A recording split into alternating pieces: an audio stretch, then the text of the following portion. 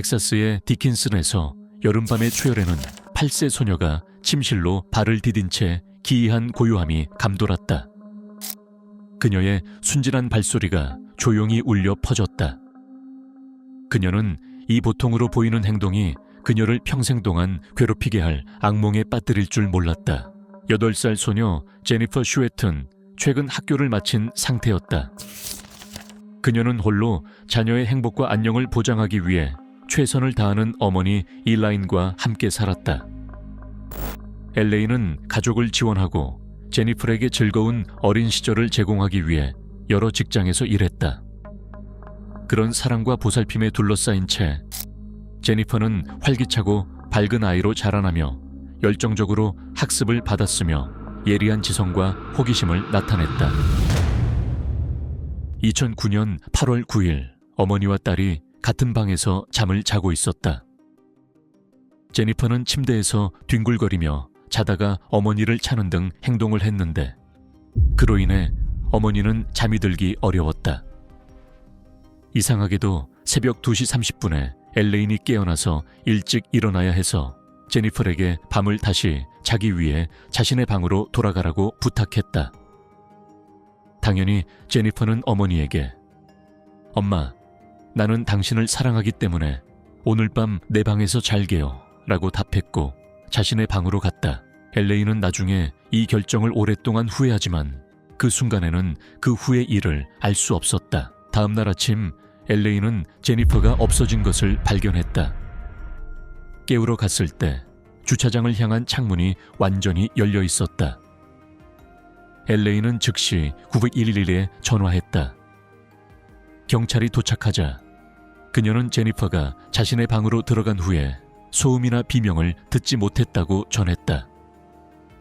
그녀들의 아파트는 1층에 있었으며 제니퍼의 방 창문은 주차장을 향하고 있어 일레인이 누군가가 제니퍼를 보고 창문을 통해 방에 들어갔을 수 있다는 두려움을 불러일으켰다.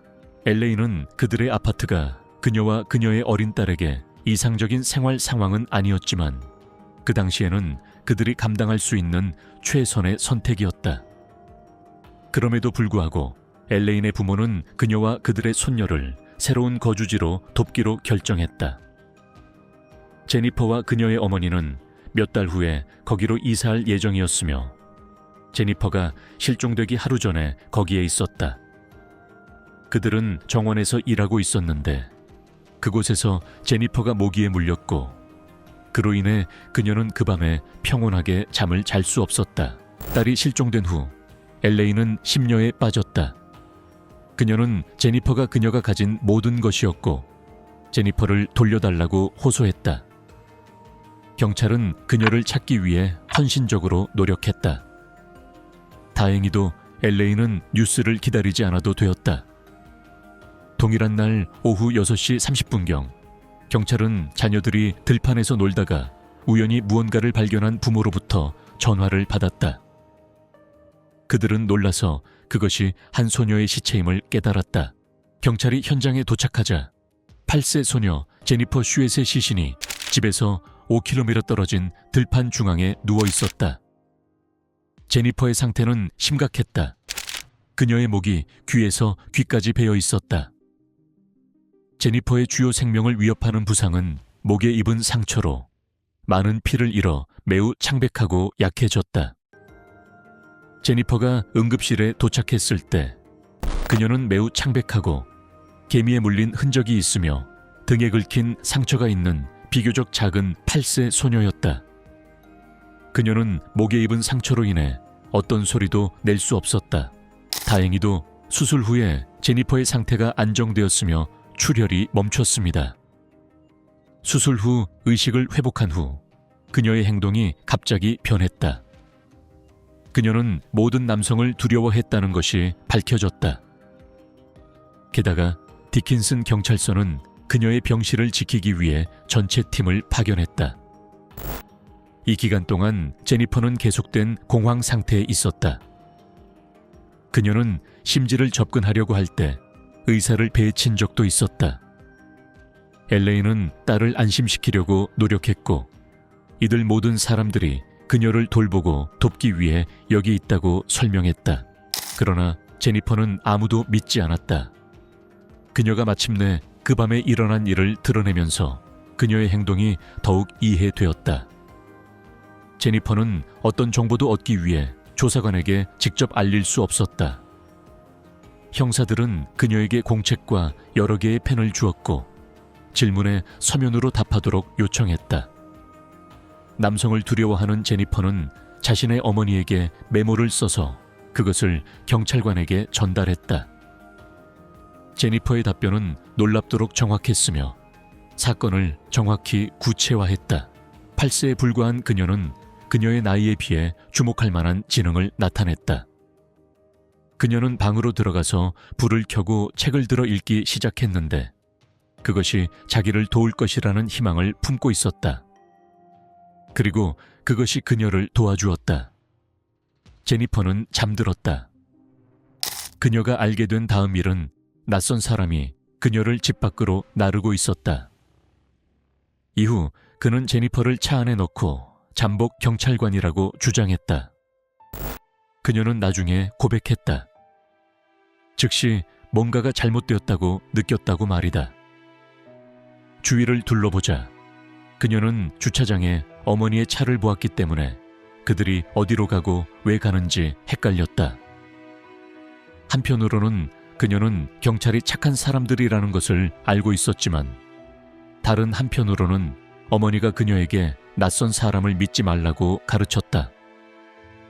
할아버지와 할머니 집을 지나갈 때 제니퍼는 낯선 사람에게 할머니 집에 내려줄 수 있다고 말했다. 그에게서 그들이 집에 없어서 못 돼 라는 답을 듣자 그녀는 그가 거짓말을 한다는 것을 깨달았다. 왜냐하면 그들의 차가 집 앞에 있었기 때문이다. 나중에 그 남자는 제니퍼의 집으로부터 약 3km 떨어진 곳에 있는 제니퍼의 학교 근처에 멈추었습니다. 그는 그녀에게 달을 주의 깊게 살펴보라고 말했습니다. 달의 색깔이 변할 때 그녀의 어머니가 그녀를 찾아올 것이라고 했습니다.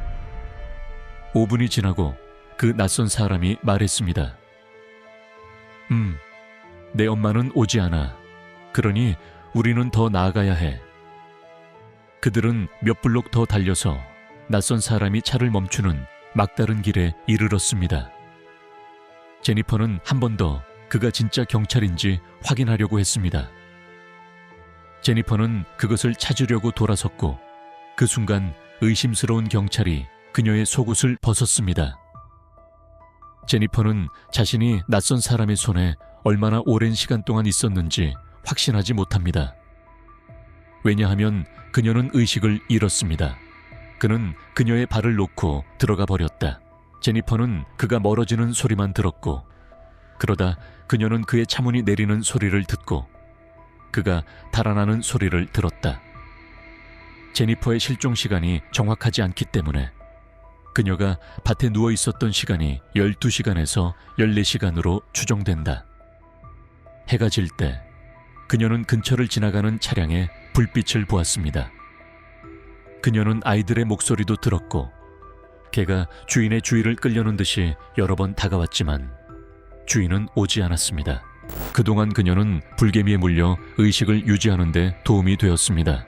제니퍼가 두렵지 않다고 말할 때마다 심지어 자신이 살아남지 못할 수도 있다고 받아들였다.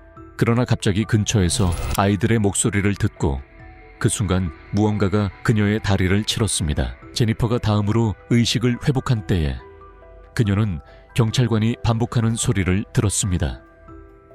어린 제니퍼에게는 말을 할 수 없었고 모든 것을 종이에 써야 했기 때문에 이 이야기는 매우 어려웠습니다. 게다가 그녀의 남성에 대한 두려움이 상황을 복잡하게 만들었기 때문에 그녀의 어머니가 모든 질문을 하고 제니퍼의 답변은 문 뒤에 있는 경찰에게 전달되었습니다. 그녀의 실종 후 4일 만에 경찰은 법의 예술가 로이스 깁슨의 서비스를 요청했는데 그녀는 제니퍼와 손짓과 메모로만 소통했습니다. 이러한 도전에도 불구하고 그들은 놀라울 정도로 상세한 합성 스케치를 만들어냈습니다. 이 그림은 누군가가 그 남자를 식별할 것을 기대하며 대중에게 공개되었습니다. 한편 경찰은 범죄 현장을 철저히 조사하고 제니퍼의 옷을 약 반 마일 떨어진 곳에서 발견했습니다. 남성 셔츠와 속옷도 함께 있었습니다. 옷에 있는 DNA가 범인을 찾아낼 것을 희망했지만 일치하는 자료를 찾지 못했습니다. 제니퍼의 회복은 점진적이었습니다. 아직 어린 나이임에도 불구하고 그녀는 놀랄만한 회복력을 보였습니다. 그녀가 먹을 수 없는 초콜릿바 때문에 화가 났을 때 절망에 대한 비명을 지르며 그녀의 입에서 약한 소리가 나왔던 순간이 있었습니다. 의사들은 그녀의 성대가 거의 절단되어 있었고 그들은 그것들이 치유될 것이라고 기대하지 않았지만 어떻게든 그것들이 회복되기 시작했습니다. 제니퍼는 병원에서 퇴원한 지 얼마 후에 홈커밍했습니다. 그녀는 집으로 돌아오는 것뿐만 아니라 학교로 돌아갔습니다. 고등학교와 대학교 교육을 마친 후 제니퍼는 어린이 도서관 사서로서의 직업을 선택하기로 결정했습니다. 하지만 그녀는 그 밤에 일어난 일을 결코 잊지 않았습니다. 매일이 범죄자를 찾는 것 같았습니다. 다행히도 제니퍼는 조나단이라는 남자를 만났으며 여러 해 만에 처음으로 남자를 믿었고 그들은 사랑에 빠졌습니다. 그러나 동시에 공격자의 자취는 더욱 식어갔습니다. 그를 찾을 가능성은 희박했고 사건은 한 조사관에서 다른 조사관으로 넘어가면서도 진전이 없었습니다. 그 끔찍한 밤으로부터 18년 후 제니퍼는 전화를 받았습니다. 팀 크로미는 범죄자를 잡기 위해 가능한 모든 것을 다하겠다고 약속했고 제니퍼는 그를 믿었습니다. 이 사건에 필요한 답변을 얻기 위해 팀은 FBI 특별요원 리처드 레니슨을 도입하기로 결정했습니다. 리처드는 FBI에 합류하기 전에 디킨슨 텍사스 경찰에서 일한 경력이 있었습니다. 팀과 리처드는 제니퍼가 실종된 날과 그녀가 발견된 직후에 수집된 상당한 양의 증거를 발견했습니다. 특히 제니퍼의 속옷은 중요하며 가해자의 셔츠와 속옷도 중요한 증거로 나타났습니다. 그들은 의복에서 발견된 DNA 샘플을 버지니아주의 콰티코로 보냈습니다. 19년 동안 기술이 상당히 발전했음을 경찰은 알고 있었지만 사건의 연식 때문에 실험실에서 우선순위가 되지 않을 것이라는 것을 이해했습니다. You ever heard the name Jennifer Schuett? Yes. Did you ever have occasion to come in contact with her? Yes. Tell me about that. 8살짜리 소녀가 그녀의 묘사에서 놀랍게도 매우 정확했음이 밝혀졌습니다. 데니스 브래드포드 39세는 아칸소주 노스 리틀록에 살았으며 그의 DNA는 1996년 한 술집에서 만난 여성을 공격한 후 국가 데이터베이스에 등록되었습니다. 12년의 징역형을 선고받았지만 실제로는 4년만을 석방했습니다. 2000년 2월 4일 데니스는 조건부 석방되었습니다. 1년도 차에 되지 않아 브래드포드는 음주운전으로 경찰에 체포되었습니다. 그의 집에서 반 마일도 안 되는 곳에서 그는 재혼하고 용접공으로 일했으며 2009년 체포될 때까지 일했습니다. 팀 크로미와 리처드 레니스는 아칸소주북 리틀록의 용의자와 텍사스의 작은 타운 디킨슨 사이의 연결을 조사했습니다. 그 사람은 제니퍼와 엘레인의 아파트에서 2마일 이내에 2개의 주소가 있었던 1987년에 디킨슨에서 체포되었음이 밝혀졌습니다. 납치범으로의 정체성을 확인하기 위해 형사들은 그의 운전면허증에서 19년 된 사진을 요청했습니다. 그들이 사진을 보자 놀랐습니다. 그는 8살 제니퍼의 도움으로 만들어진 합성 스케치의 복사본 같았습니다. 데니스 얼 브래드포드는 2009년 10월 19일에 체포되었습니다. 그는 제니퍼를 모르고 왜 그녀의 아파트 근처에서 멈췄는지 기억하지 못했으며 왜 그녀를 그렇게 잔인하게 대했는지 이해할 수 없다고 주장했다. 데니스는 또한 조사관들이 모르는 흥미로운 사실을 밝혔다. 공격 후 그는 죄책감에 휩싸여 산탄총으로 자살을 시도했다.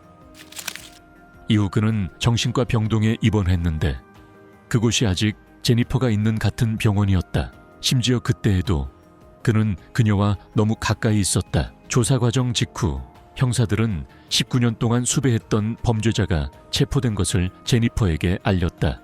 그녀는 무엇보다도 법정에서 데니스 브래드포드와 마주하는 것을 기대한다고 시인했다. 브래드포드가 유죄를 자백하고 재판을 끌지 않을 의향이었기 때문에 제니퍼는 법정 날짜를 선택할 기회를 얻었다. 그녀는 공격의 20주년인 8월 10일을 선택했다. 그러나 그것은 일어날 운명이 아니었다. 재판 몇 달 전인 2010년 5월 10일, 데니스가 감옥셀에서 목을 메고 자살했다. 2012년 말에 그 부부는 딸 제나를 맞이했고 나중에 그들의 아들 조나를 맞이했다. 범죄자는 그녀를 침묵시키려고 하고 어머니가 될 권리를 빼앗으려고 했지만 실패했다. 제니퍼는 자신을 위해서가 아니라 비슷한 어려움을 겪은 다른 사람들을 위해서 자신의 이야기가 공유되기를 바란다. 그리고 그들이 매일 그것들을 대처해야 하는 것이다. 그녀는 말한다. 우리는 삶에서 어떤 것을 겪었고 그것에 대해 이야기할 수 있지만 다른 이들과 함께 나누어 희망을 심을 가치가 있다. 나는 이것이 당신을 영감을 주어 누군가를 돕는데 당신의 목소리를 사용하도록 도와줄 것을 희망한다. 제니퍼는 끝에 덧붙였다.